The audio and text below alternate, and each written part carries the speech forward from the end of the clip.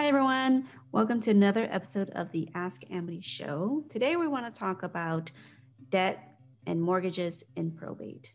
So when someone dies and they leave property or debts or a mortgage, and they didn't have a living trust or they didn't have any plans prior to passing because maybe it was a sudden passing. And when that happens, probate is then required to sort everything out, to be distributed to the heirs and to people who are listed on the will. So probate is the process of, it's a legal process where we file a petition with the court, and we then start detailing out what is in the estate, either debts or assets. In order to deal with these debts or these assets, we would need to pretty much start with a list. So before a client comes to our office, they should have prepared a list already of assets and debts that the deceased person had. So something that is really helpful is to make a list of, a list of assets and then a list of debts, and basically start gathering whatever you have access to. It's really helpful to go through the deceased person's mail and see what kind of statements they're getting, whether it's mortgages, lines of credit, condo fees, property taxes, federal and state, car loans, personal loans, storage fees, credit card bills, utility bills, anything like that that's coming into the name of the deceased person. You want to gather all that and put it on a list of assets and debts. Take that list to our office or any probate attorney's office, and that is really where we start with the probate petition.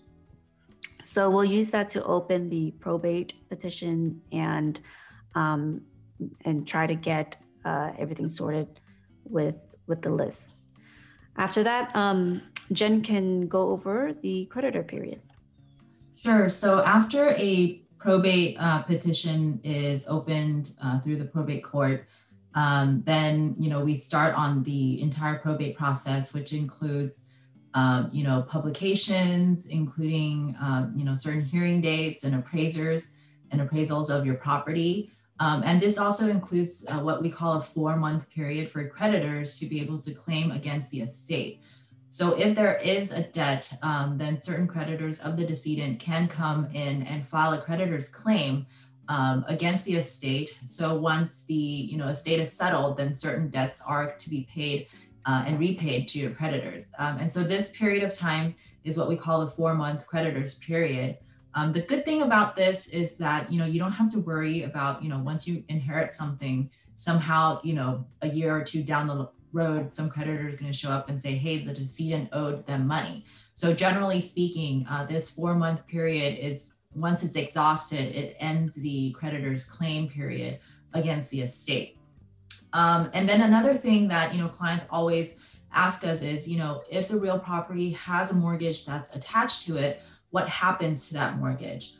So generally speaking, the banks are supposed to allow you to assume that mortgage once it's inherited. And there's actually a statute that is attached to this law, which is a federal law. It forbids, it forbids banks from foreclosing on the property, or calling loans due when an ownership changes because of a death.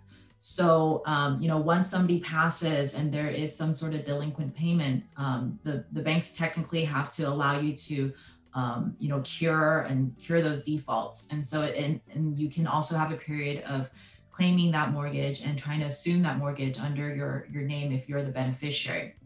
So that's generally what happens. And, beneficiaries can do what's also called an estate sale. So if they're unable to make those mortgage payments, one thing that they can do is try to, through, the personal representative, is do a sale of the property and then split the proceeds. So if, a beneficiary, is not interested in holding on to the home, the real property, or somehow is unable to make those mortgage payments and to maintain the house, that's also an option, is to sell the property and then divvy up the proceeds between the beneficiaries once the estate is settled.